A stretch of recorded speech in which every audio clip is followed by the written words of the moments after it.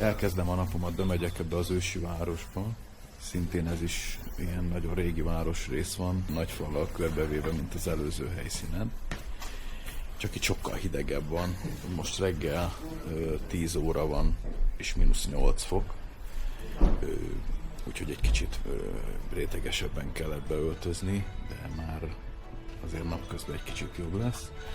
Úgyhogy gyere, nézzük meg!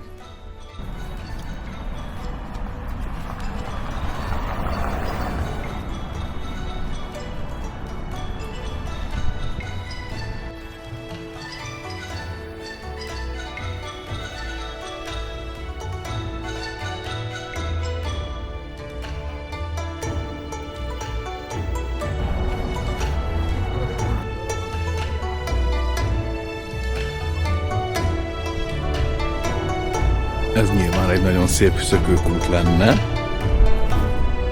ha nem volna -7 fok.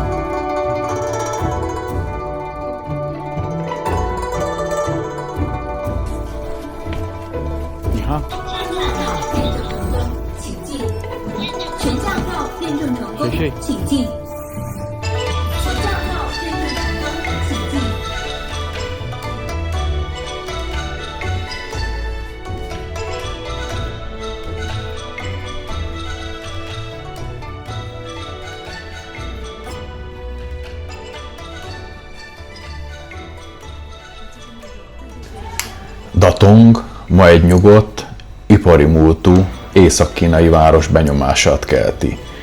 De több mint 1500 évvel ezelőtt ez a hely egész más szerepet töltött be Kína történetében.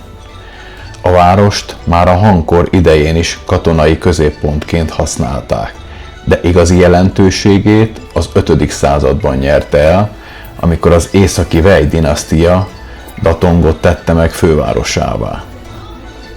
Ebben az időszakban Észak-Kínát egy nomád eredetű uralkodóház irányította, amely egyszerre próbálta megtartani saját harcos hagyományait és beilleszkedni a kínai civilizáció több ezer éves rendszerébe. Datong ebben a folyamatban politikai, katonai és vallási központtá vált. A város stratégiai helyzete kulcsfontosságú volt. Itt húzódtak azok az északi védelmi vonalak, amelyek a sztyeppék felől érkező támadások ellen védték a birodalom belső területeit. Ez nem egy kereskedő főváros volt, ez egy határváros volt. Katonák, hivatalnokok, szerzetesek és mesteremberek találkozási pontja. A buddhizmus állami támogatása ebben az időszakban gyorsan erősödött, és Datong ennek egyik legfontosabb központjává vált. A vallás politikai eszközzé is vált. Az uralkodók a buddhizmuson keresztül próbálták legitimálni hatalmukat, és etnikailag és kulturálisan sokszínű birodalomban. A város arculata évszázadokon keresztül folyamatosan változott. A ma látható, látványosan rekonstruált óváros valójában nagyrészt modern újjáépítés. A valódi történelmi szerkezet azonban nem az épületekben, hanem a város alaprajzában és erődrendszerében él tovább. Datong városfala a Ming dinasztia idején a 14. század végén nyerte el ezt a formát, amelynek nyomait ma is látjuk. A Ming-korban Kína újra központosított, erősen militarizált állammá vált, és Datong ismét kulcsszerephez jutott. Ezúttal az északi nomád törzsek elleni védelmi rendszer részeként.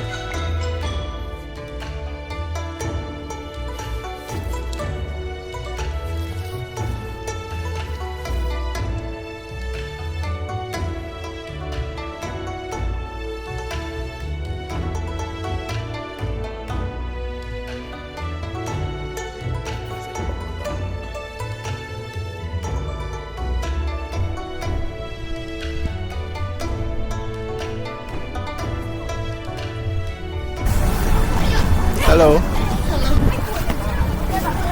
Hello. Hello.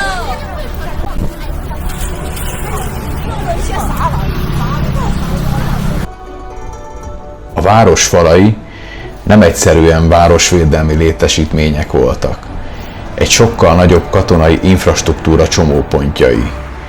A falakon belül raktárok, parancsnokságok, kaszárnyák működtek. Datong nem a kereskedelemre épült, Datong a védelemre épült. Ez az oka annak is, hogy a város kulturális karaktere mindig más volt, mint a délebbi, gazdagabb kínai városoké. Itt a túlélés, az alkalmazkodás és az állami szolgálat határozza meg a mindennapokat. A város történetét végig kíséri egy különös kettősség. Egyszerre volt határvidék és egyszerre volt szellemi központ. A katonai erő és a vallási jelenlét egymás mellett létezett. Datong ma már nem főváros, nem stratégiai frontváros.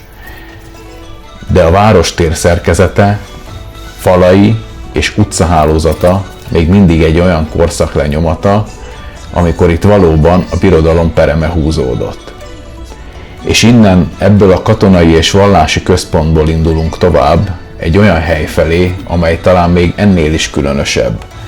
Választ ad arra a kérdésre, hogyan próbálták az emberek összhangba hozni a hitet és a túlélést.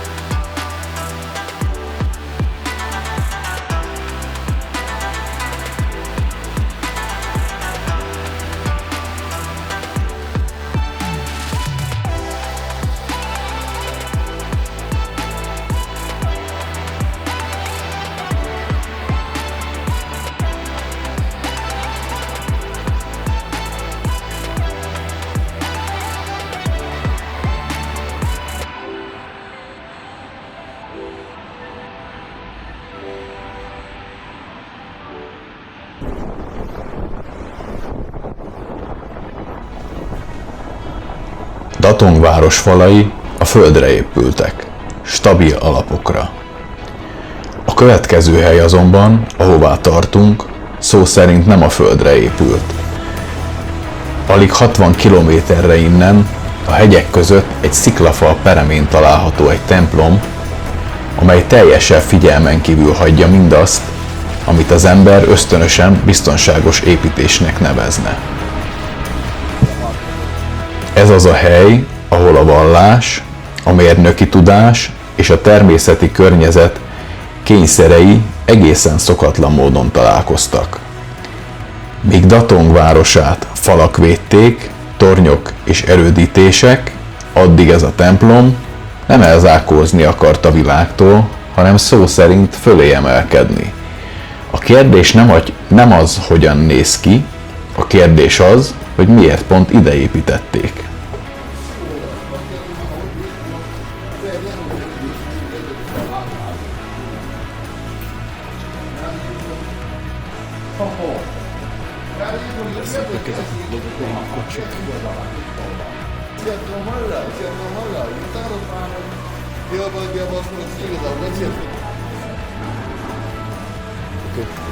Ciao.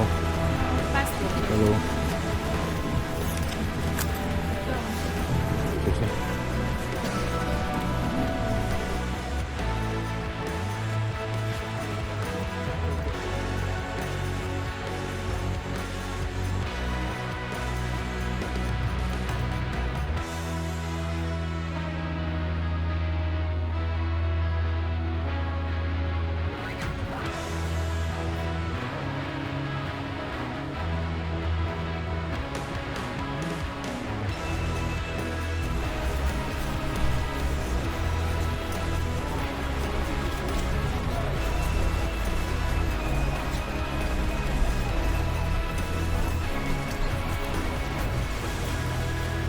A függő templom története több mint 1500 évvel ezelőtt, az 5. század végén kezdődött. A templom a késői északi Wei dinasztia idején épült, ugyanabban a korszakban, amikor Datong a birodalom egyik vallási és politikai központja volt. Ez az időszak Kínában a vallási kísérletezés kora is volt. A buddhizmus gyorsan terjedt, de mellette tovább élt a taoizmus és a konfucianizmus. A legtöbb templom egyetlen tanításhoz kötődött. Ez a hely azonban kivétel. A függő templom különlegessége nem csupán az elhelyezkedése, hanem a szellemi üzenete is. Ez az egyik legrégebbi olyan kínai vallási komplexum, amely tudatosan együtt jeleníti meg a buddhizmust, a taoizmust és a konfucianizmust. 3 tanítás egyetlen épületen belül. Ez önmagában is rendkívüli egy olyan korszakban, amikor a vallási irányzatok gyakran versengenek egymással. Az épület a sziklafalba rögzített gerendákra épül. A látható oszlopok nem teherhordó szerkezetek, elsősorban stabilizáló szerepet töltöttek be. A valódi súlyt a hegybe fúrt fa és kőgerendák hordják. Ez a megoldás lehetővé tette, hogy a templom elkerülje az árvizeket, a hegy alján áthaladó vízfolyásokat és a gyakori porviharokat is. A hely kiválasztása tehát nem misztikus okokból történt. Nagyon is racionális döntés volt. Védelem a természeti veszélyekkel szembe, és egyben elszigeteltség a világi élettől. A templom eredeti funkciója nem egy zarándokközpont volt, ez egy viszonylag zárt vallási közösség tere volt.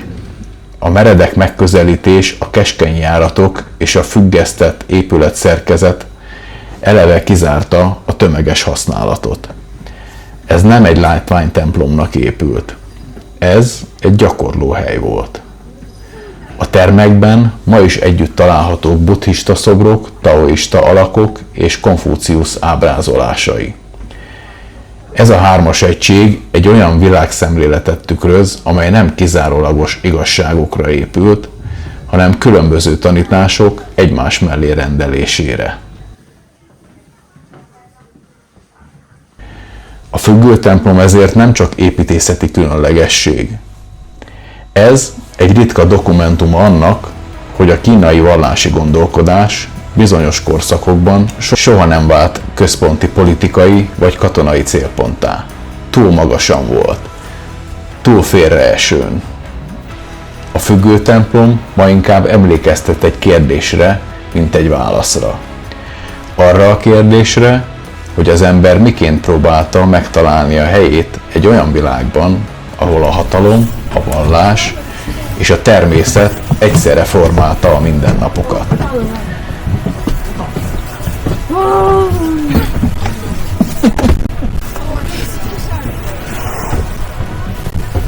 Iszonyatosan keskenyek itt a padló utak.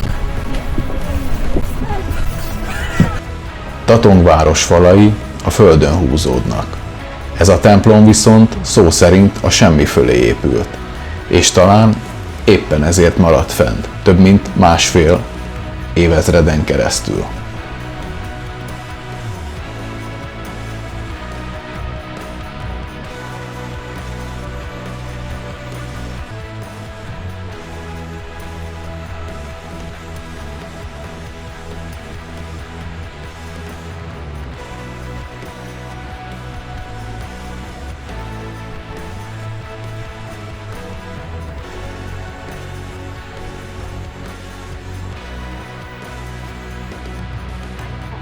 Itt menet közben mindenki megáll és természetesen készít, illetve készített magáról videót.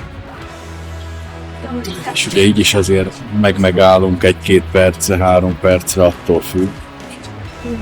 Hát gondoljátok el, ezt főszezonban szerintem órákon keresztül tarthat, mire itt átjut az ember. Így látszik, itt mindenki megáll egy kicsit, egy-egy fotó erejéig, úgyhogy hát most már én is állok körülbelül egy 5 percet. És én is fogok csinálni egy fotót innen. Vagy magam, vagy majd itt megkérem a mögöttem levő nagyon kedves párt. A mögöttem levő lánynak tériszűnye van, szegény. 4 kézláb megy, szinte kapaszkodik a falba, de nagyon bátor, hogy legyőzte ezt, és bevállalta, hogy följön ide. Hát ennyi volt. Vonakodtam egy kicsit, hogy megérje kiutazni ide, de szerintem nem volt rossz döntés végeredményben. Nagyon ritka és érdekes helyszín. Megérte az időt és a pénzt. Elképesztő.